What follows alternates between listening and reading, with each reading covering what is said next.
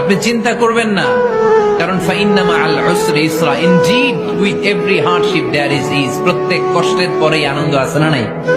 প্রত্যেক দুঃখের পরেই সুখ দিয়েছে কে?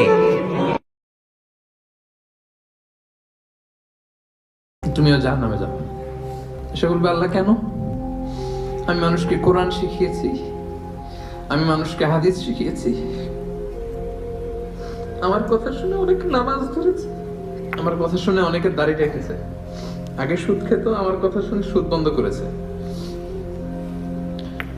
আমার কথা শুনে তো আল্লাহ এরা নামাজি হয়ে গিয়েছে। দ্য এন্টায়ার সোসাইটি সুদ বন্ধ করেছে, নামাজ ধরেছে, তারা ফরজ যাকাত দিত।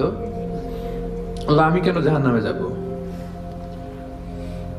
আল্লাহ বলবেন, তুমি এই দাওয়াতি কাজ করেছো, লোকজন তোমাকে বড় আলেম বলবে, লোকজন তোমাকে